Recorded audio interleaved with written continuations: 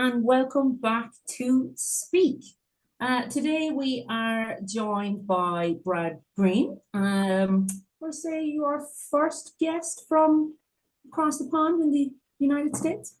So Brad, you're very welcome. If you'd like to give a bit of a intro to yourself, a bit of background, and let us know what's the burning topic on your mind that you want to dig into.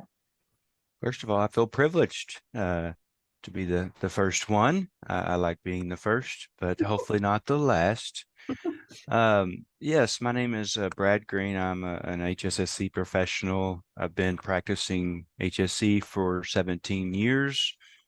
I have worked in various organizations, chemical manufacturing, oil and gas, heavy construction, and even space exploration. So I've worked in a myriad of organizations with different trains of thought. And so that's, I am, I'm educated safety professional, but I grew up on a farm with my hands, working with my hands, so I really enjoy the day-to-day operations, getting my hands dirty, understanding how work is actually accomplished, understanding that things don't go as planned, and trying to adapt to a situation where we can get to the outcome that we desire. And sometimes that creates that creates conflict, but it gets us to the desired outcome.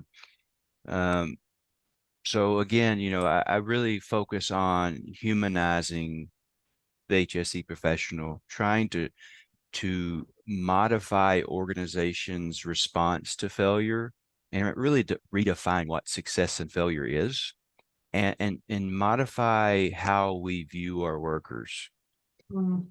Because I know that when I'm on the shop floor, or when I was growing up, I couldn't imagine my father giving me a bunch of procedures and things to go out and work on a tractor or work in the farm, and not being able to adapt in order to survive. I would be ran over by cows by now, and I wouldn't be speaking to you by now. So I had to adapt to my environment. So I know how important it is for survival. And so, of course, our workplaces are not a farm, but there's risk all around us, and our workplace is inherently unsafe. And we expect a lot of times perfection, and that's really kind of a long overview of who I am and what really drives me. Amazing. I love the synopsis, especially the background, and I think you're among good company here, because that whole thing about there's risk everywhere, you can't design it all out. What's the actual reality, and how do we allow people to feel free enough to pivot is definitely something I think we all believe in. So why don't you give us the topic, we usually in the speak seat, when somebody takes the speak seat, they have a core question or topic they want to dig into. So why don't you bring that to life for us, Brad? Yeah, I think folks, it's going to be focused mostly around the humanization of the workforce, and really navigating organizations' response to failure. Really focusing on the importance of allowing people to challenge the status quo, allowing ourselves to be vulnerable. It is not easy to be vulnerable in a workplace. Talk a little bit about the dangers of perfectionism. The ways that we somewhat dehumanize the workforce without us even knowing that we're dehumanizing them. And really the dangers of binary thinking. And I talked a little bit about that a while ago, success or failure. And most people look at that from a binary perspective. An example is zero tolerance policy. You're either right or you're wrong. You're either successful or you're a failure. And to me, that is unjust, and it's not the way that work is accomplished in our day-to-day activities. There's a lot of stuff going on when nothing bad is happening. Yes. And actually, there's an awful lot of stuff that is completely deviating from any standard or procedure a lot of great stuff happens when you're not following the rules. And that's the bit about that binary, what's success, what's failure. Is success following a process to the letter? Well, it depends. Is it a great outcome? Is it an efficient process? Are we allowing, and you mentioned about being vulnerable and humanizing the workforce. And the number one thing is actually allowing somebody to say, please don't design my processes for me, because you don't do them. And then if you have had the gall to design my process for me, how are you allowing me to tell you that your process is rubbish? And how vulnerable and how open are you as a leader to then taking that and saying, we got this wrong, let's sit down. So yeah, I like that train of thought. What in that bothers you most? If there was a key question for you, Brad, is it what is it around? Well, I think the fact that as we all know, to err is human is indeed a truism, and therefore we must accept that error is universal. No one is immune, regardless of age, education, sexuality, whatever it may be. So asking people to not make errors is not very successful, but we do that a lot. We tell people to go, we talk about safety without even understanding what safety is. For an example, you tell people to be safe. Well, what does that mean? Because if you gather people around a room, and I've done this exercise, this is a very great exercise. You ask them to define what safety is, and you're going to get however many people's in that room, you're going to get that many different definitions. We talk in the word safety without even understanding what we're talking about. And that to me causes a lot of conflict. So, again, asking people to not make errors is not very effective. So we must come to the terms with the fact that errors occur when things go right and when things go wrong. So that way we must be curious about, okay, how is work occurring, right? Because if things go wrong and we still meet the desired outcome, how did we achieve the desired outcome? And is that adaptation something that's so bad that it can't be now accepted as part of the norm? But far too often we don't allow our employees to say, hey, this process is not as efficient as possible. You start up a new unit, we try to write a procedure that fits the unit as designed. But as we operate our equipment over time, things change. Equipment degrade. People come in and people come out, and people will naturally create shortcuts to create efficiencies within the organization, mostly because of goal trade-offs. But I just think if we acknowledge that humans are fallible and our systems are imperfect, I just can't see how an ideology of perfection can help anyone. Yeah. I actually think if you acknowledge and setting perfectionist goals, I was supposed to say, I think if actually as a profession, even in any actual profession, the first thing you acknowledge is that systems are imperfect. And you said our job is to constantly redefine, because we know it's not perfect. You would actually set about a whole different way of working, because you would say this system is inherently broken because one person or a group of people designed it in this moment with this information that's available.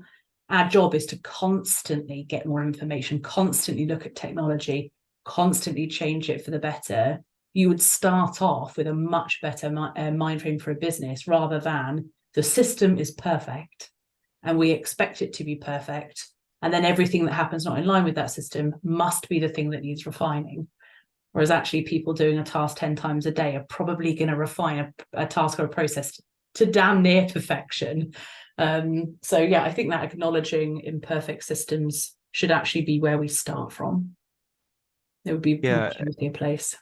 No, I totally agree. And I think, of course, we talk in safety because that's the field we're in, but you're right. This is across any function that you operate in.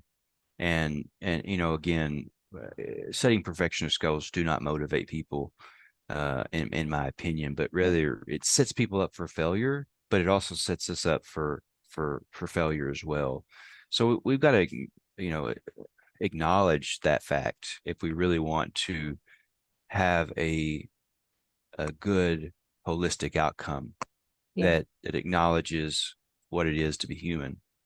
You know, again, allowing, you know, ourselves, you know, we've got to be able to create an environment that allows people to challenge the status quo and make it so that people are safe. And a lot of people talk about psychological safety, and I'm not even going to go into that realm, but I am one that the longer I'm in my career, I am one to challenge the status quo, because it's not so much that I disagree with it, but I want a different perspective. It's so important that we get a diversity of thought and opinion that, and I mean all aspects of diversity, however you define it, because that's how you really get a holistic outcome.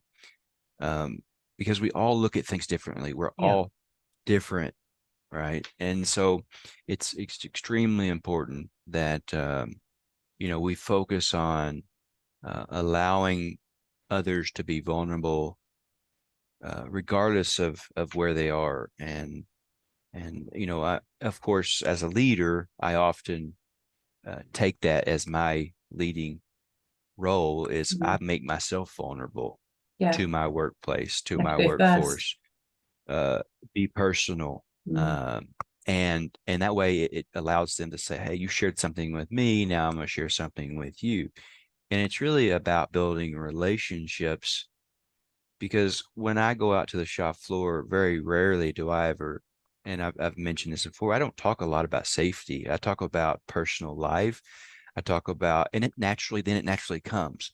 And then what happens is by the end of the day, they come over here and say, Brad, I need to show you this. I need to show you that, you know, and so it just naturally comes up. I don't even have to look for anything. They will naturally just say, hey, Brad, you're here. You're my friend now.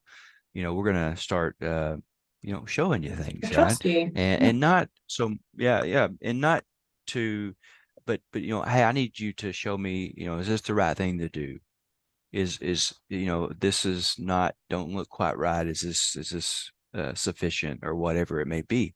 But again, you know, allowing ourselves, and they're being vulnerable at the same time. When they ask for assistance, they're being vulnerable. They're showing their vulnerability because they're saying, I don't know. Right. And so by having that conversation, you can assist people with being vulnerable. And but when people are vulnerable and you judge them based on their vulnerability, you will lose all trust within 100%. that conversation. Yeah, absolutely.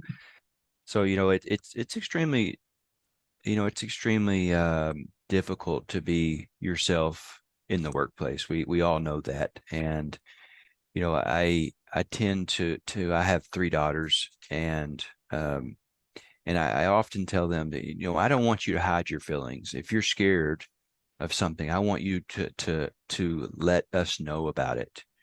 So of course, if I hear a scream in the middle of the night or in the evening, I know there's a spider or a wasp or something, but that's okay, because if I didn't know their emotions, how would I know that they are potentially in danger? So, you know, I want them to be vulnerable. I want them to make sure they understand it's okay to be scared. It's okay not to feel comfortable, but it's okay to also say something. Yeah, Because Daddy's here to help you. Amazing. You know, unfortunately though, you know, employees often, you know, face disciplinary action for making mistakes. Yeah. You know, for not being perfect, questioning established practices. You know, why are you questioning me? You know, this is the protocol, right? Or even providing feedback. I've seen where people have been chastised, embarrassed, if you will, just for asking questions. And we got to create that space where it's okay to ask questions. Yeah, absolutely. Elisa, you have been quiet so far. Thoughts? Yeah, look, I mean, I agree with nearly everything you said. Nearly everything you said. There's one thing you said right at the very top, and I wrote it down. I was like, oh, I'll come back to this. our workplaces are inherently I knew you were going to come back to safe. that. Come on now, Brad. Can you elaborate on, like, our workplaces are inherently unsafe? Yeah, I mean, there's risk around us everywhere, right? There's no such thing as zero risk. Yeah. And so we've got to ensure that we put the proper safeguards, we analyze the risk inside of our workplace. But, you know, if you define, and when I say unsafe, you know, I would say there's inherent risk within our workplace, right? There's hazards all around us. The very nature of us walking creates a risk of falling. And therefore, you know, we've got to realize that, you know, it's, to me, it's just inherently unsafe, if whatever, however you may define it, but really it's inherently risky. There's risk involved within the workplace. Yeah. Yeah. I suppose, you know, it depends on the workplace, depends on what you're doing. Obviously, it's all, you know, there's nuance to all of it. There's risk everywhere. There's risk in your backyard, there's risk down Yep. in town, you know. But yeah, I just thought it was an interesting one of inherently unsafe. And we're like, well, sure, a lot of workplaces are actually grand. And a lot of times things, like most of the time, things actually go pretty well. Like, No, I agree. yeah. And don't get me wrong, that's not probably what I'm saying here, but what I'm saying, when I say unsafe, I mean there are risks around us. Like I said, natural risk around us all the time. I'm not saying people are being unsafe. I'm not saying people are not doing the right things and accomplishing the goals that they're trying to do. Yeah. But there are inherent risks all throughout life. Yeah. Right. Yeah. And so therefore we need to make sure that we acknowledge and understand that it's just not all peach and roses. There are risks around us, Yeah. generally managed to an acceptable level, to a low level, but that doesn't mean zero, right? That means we've got to still ensure that proper protocols are in place, proper safeguards are in place, proper communications are in place, etc. I heard a story today, right? I think you'll enjoy this, coming from a farming background. You did mention cattle earlier as well, and just talking like everything you described about kind of how you approach safety in your workplace and building relationships with people and all that. I heard a story today that was literally the exact fucking opposite of this, right? And there was an auditor who had been talking about what he'd been up to this past weekend. And he was like, oh, I was out for a cycle, and I was coming along this road, and there was a farmer crossing his cattle across the road. And I got held up for 10 minutes. So I asked that farmer, did he have a road closure permit? So first dick move, right? That's the first dick move. Like, obviously a fucking Not cool. Yeah. Oh my God, like unhinged. So, and I'd say the farmer probably told him to go fuck himself, and he wouldn't have been wrong.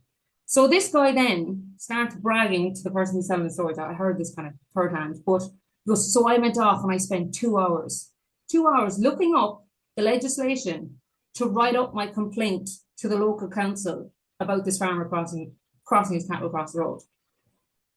And, you know, the reason I'm bringing this up is because, like, we have conversations like with professionals like ourselves, and we're all like, yeah, psychological safety, let's not be dicks, like, let's build relationships. And then there's fucking assholes like this around the place who are still doing such damage to our profession, and to, like, just what kind of, like, look, that obviously is a very specific type of person who will spend 2 hours on a Saturday looking up the freaking legislation to complain about a farmer crossing his cattle across the road. Who also, by the way, if it takes 10 minutes to cross your cattle, look, that's a busy fucking farmer. He's got a lot of animals, like, you know? Yeah. But yeah, and it just, so yeah, we just need, I suppose the point of it is we need more of these conversations, because every time I think, yeah, we're kind of getting there, I realize that we're not. Yeah, but I think there's always going to be, and we find this, don't we? It's nice actually that I've stopped hearing it so much When Mm. people refer to health and safety professionals and they use the phrase old school, are they an old school health and safety professional, which is hashtag that guy, Yeah. which is spending time talking to staff about prosecution, legislation, all the stuff that actually they couldn't give a monkeys about because they have a job to do. Can you Mm. get out of my ear? And what I was thinking while you were talking, Brad, was actually for the listeners, one of the things that could be really interesting is we're focusing on humanizing the workforce, listening to them, like Elisa, like you're saying, psychological safety, all that stuff. Actually, what are the things that we can do to do that? If you've got somebody that is fairly new to safety, or even an old schooler that really kind of knows that they're being detrimental, what are the things they can do? Or what can they start doing to make a difference? And one of those things that I was thinking of was the question we ask when we go frontline is absolutely a great place to start. You've already started going down this road, Brad, where you talk about you first, the person, you know, do they have kids? You build up a relationship with them. But typically it gets to a point where you need to ask a question. You're there for a reason. You want to discover, how do we know when something's going wrong?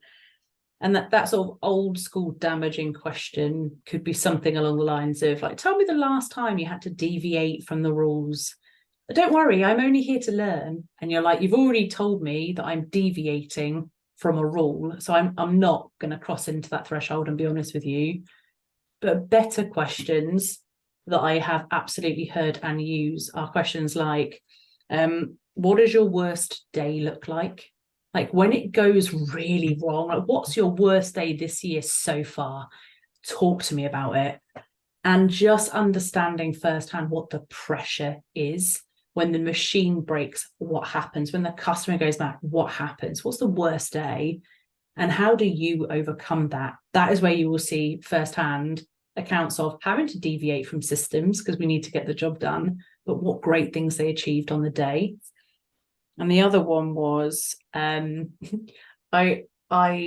love this question when working with engineers, is what's the stupidest thing we've ever bought you? Yeah. Stupidest bit of kit or Yeah. stupidest process. Like, and you're instantly putting yourself in that vulnerable position because you're saying, I know somewhere on that van is garbage and we put it there. Tell me.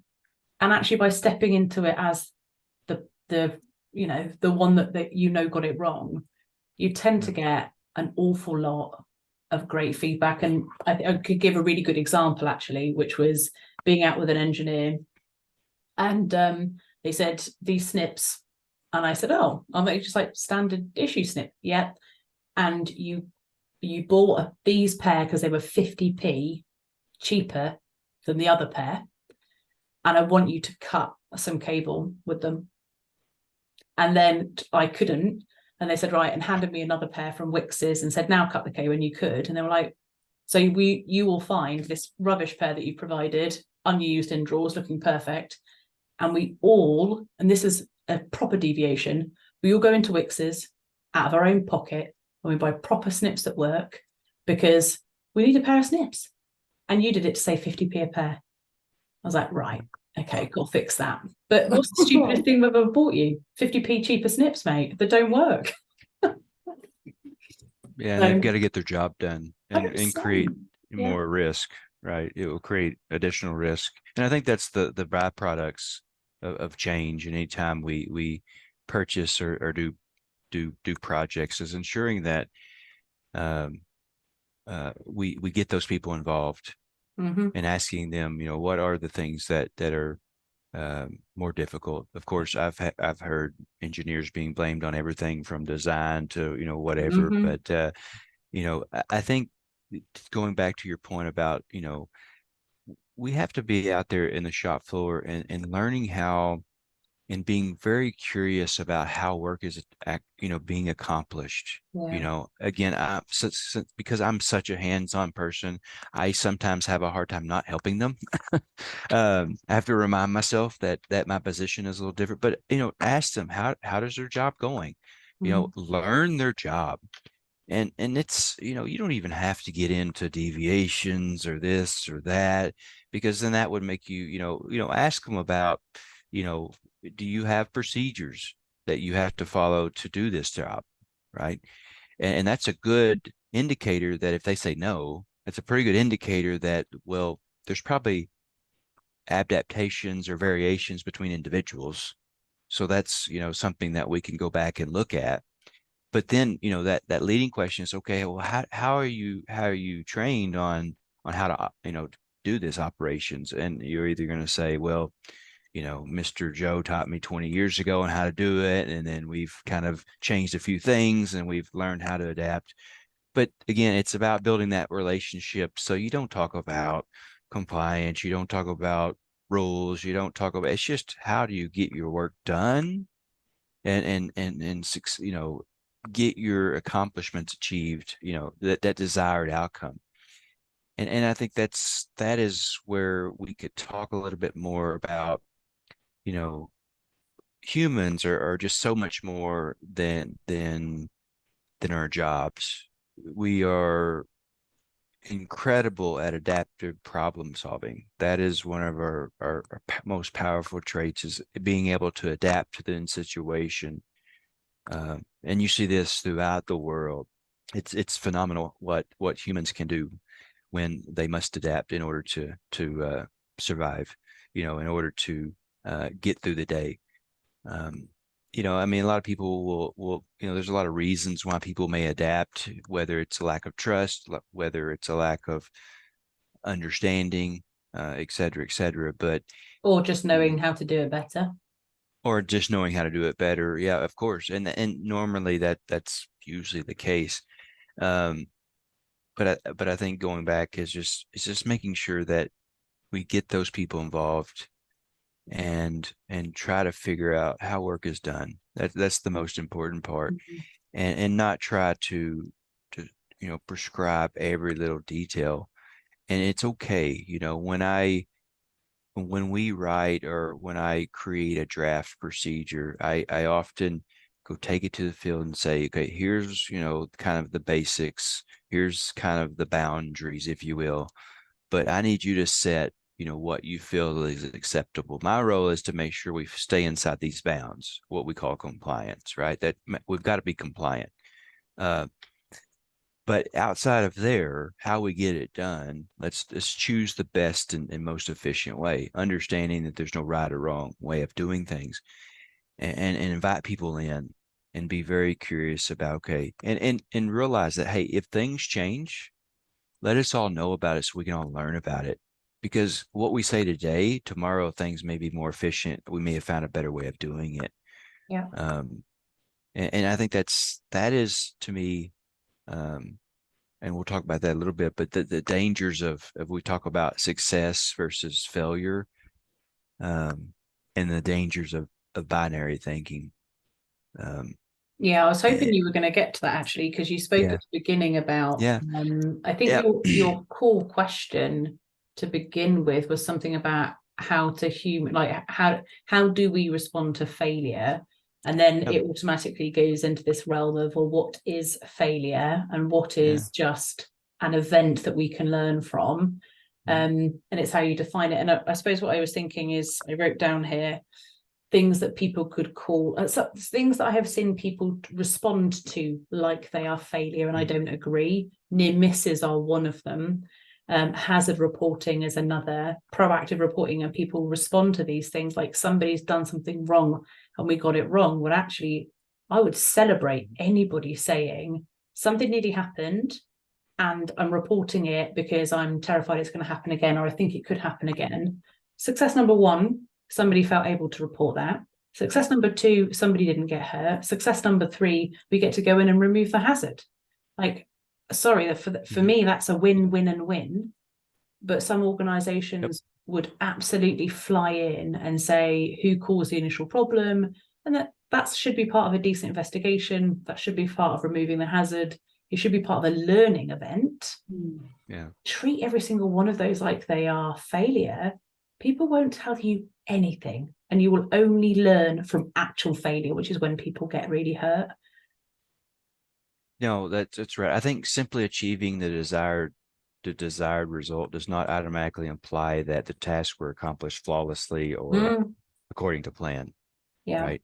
And if we look at binary thinking, success, of course, is by definition is achieving a desired outcome.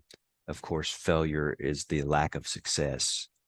And how often do you see that people are rewarded for getting a production line or this product accomplished without even looking at how they got to the What the cost success, was. right? Yeah. And Yeah. to who? So from that perspective, our employees mainly achieve the desired outcome on a day-to-day basis. Therefore, from a binary perspective, you could very much say that success is common and failure is rare if you look at it like that.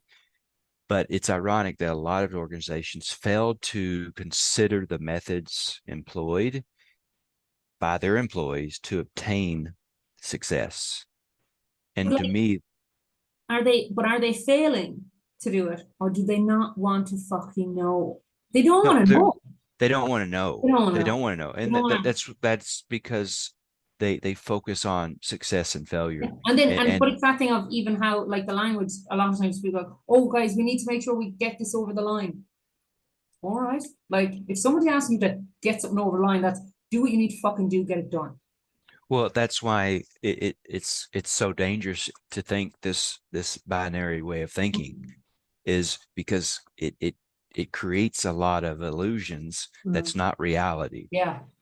The fact of the matter is, as I mentioned earlier, mistakes, errors, however you want to define it, happen all the time. When things go right, when things go bad, when things succeed, when things fail.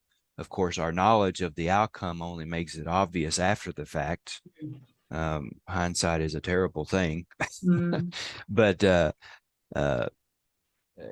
I'm thinking about what we measure as success and how we measure it. And I'm thinking about some of the most toxic people that I've ever seen in a workplace are deemed highly successful, right? Because they hit the number, the measure, the thing, the KPI. But the level of devastation, the level of bullying, the level of manipulation, just the level of disgustingness to get to that level of success. You've failed, especially if you celebrate that as an organization, by the way. You've failed every individual that has to cross the path, or every department that gets robbed of clarity along that way. So you can have somebody that looks successful if you have a finite measure, hit this number, this sales, this margin, whatever, but actually how they got there could be failure after failure after failure. So I think, it depends what you're measuring as success, what you're looking at. And I think I've mentioned it before, there's an amazing snippet of Don't Vomit, Elisa, Simon Sinek talking about the most, how the SAS recruit. And I really love this. And they say they won't, they won't hire the most successful in sort of, in simple measures, successful people in the world, people with the highest metrics. But if they don't have the highest level of trust, they would rather have somebody medium output in terms of measures of success and high trust, and knowing that they will get there. And so I think if the SAS recruit on that basis, which is up here with low trust is toxic leader, and we just don't want that. I think the All Blacks have something similar, the rugby team, where they have the no dickheads rule. Yeah. So it doesn't matter if you are the one scoring every fucking try. If you're a dickhead, you're out. Yeah, go. Like that, and could get into the whole how asshole geniuses get tolerated the world over, but anyway. Yeah. But I think what you had mentioned a while ago is we have success on one end, how people define it binarily, but I think what we need to focus on is not is the journey, is the work. That's where the learning occurs, is the journey. The gems are too. And not so much focus on the designation, but focus on the journey. And remember that whatever you define failure, mistakes, however, it's an essential part of learning. We wouldn't be in the world we are today if people did not fail in order to create the very device that you and I are talking on today. The very first automobile. There was a lot of failures, a lot of mistakes made, but it ultimately led to, where we are today.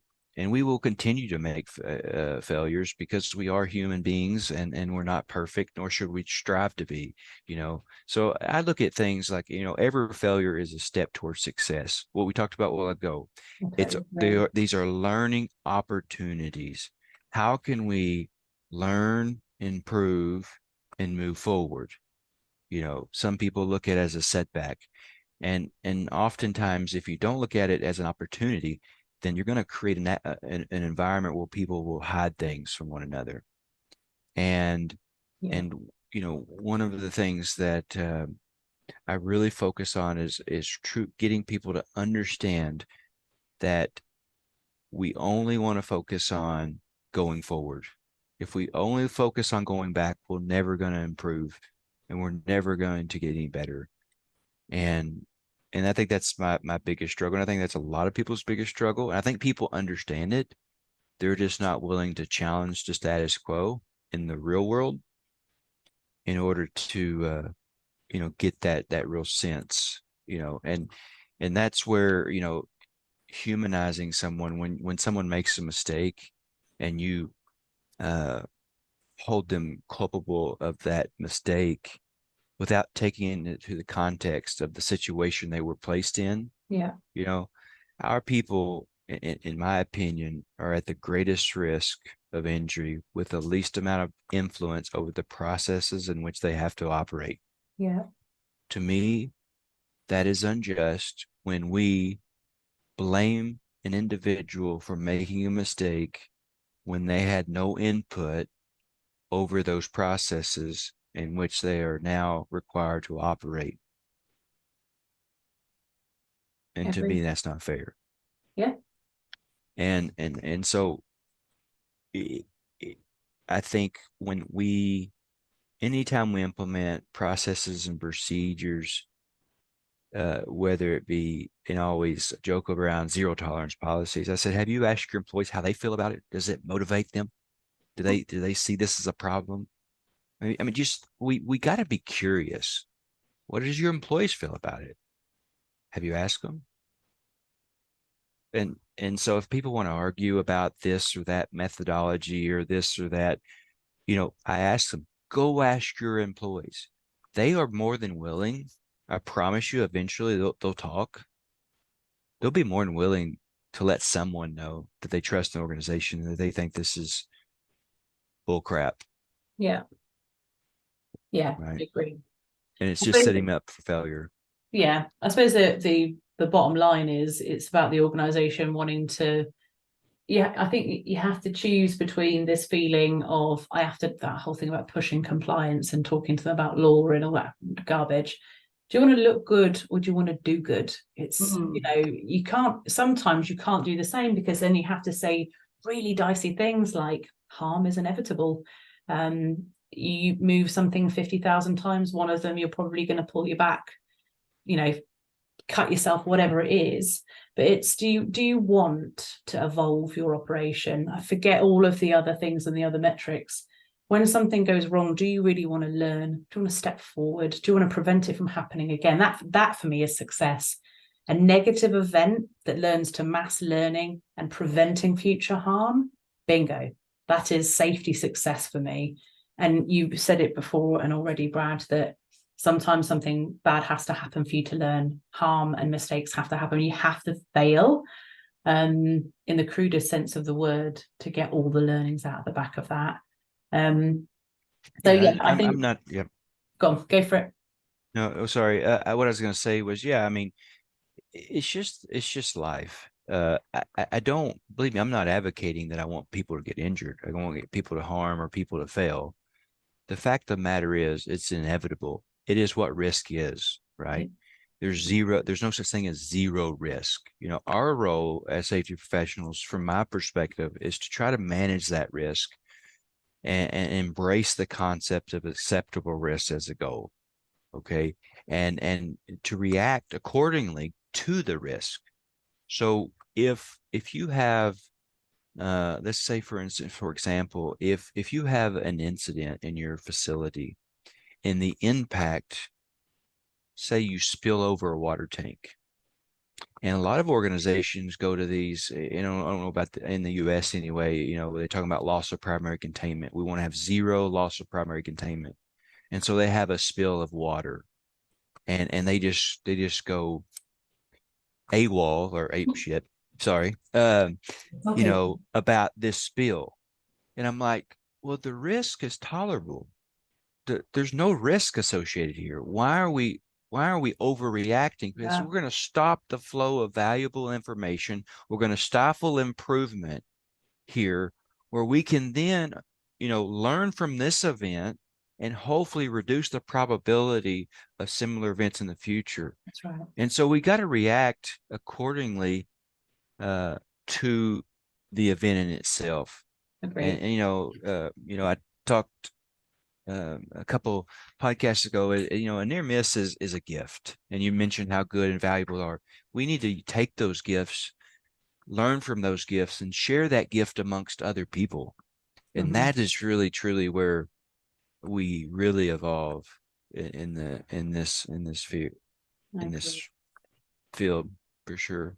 Well, I'll tell you what, Brad, we're near that time of wrapping up. So do you have any final sort of salient points that you'd love to land with the audience, or some takeaways for anyone listening? Well, I think, viewing our employees as problem solvers is a crucial strategy to increase employee engagement and buy-in. We must involve our employees in problem solving, and it's a fantastic way to create a more resilient, error-tolerant system. Learning and improving through the lens of curiosity is a mantra that I feel that all organizations should embrace and foster. And we need to understand that to err is human. And while blaming is emotionally satisfying, it fixes nothing. It really fixes nothing except the negative aspects of blame. And last but not least is no organization on this earth has ever punished its way to greatness.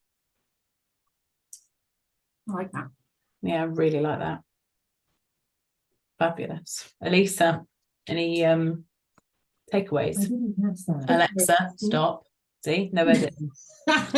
Alexa, shut it. Takeaways. I like that no organization is punished its way to greatness. That's yeah, I really like that. And yeah, look, I suppose just on everything we do generally in health and safety is based on, or we say that it's based on, continuous improvement, that whole plan, do, check, act, all that kind of thing.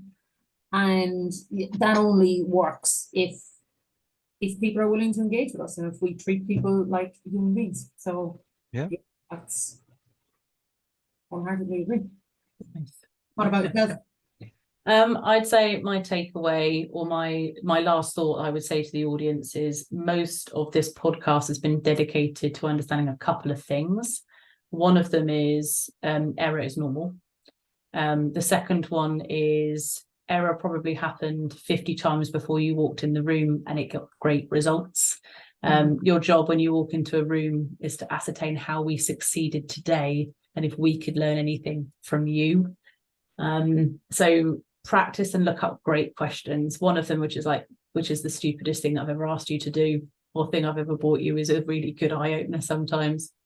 And asking about somebody's worst day is actually amazing for two reasons. You will get a humility check pretty quickly, and you will probably learn more than you could ever learn about how getting the job done or getting it over the line really looks. So proper conversations, guys, lead to mega amounts of learning and psychological safety. So you will get the reports that you need to learn from. So that would probably be my takeaway. So thank you very much, Brad, for joining us on Speak. And thank you everybody for listening, and join us in a couple of weeks for our next episode. Bye. See ya. Thank you all very much.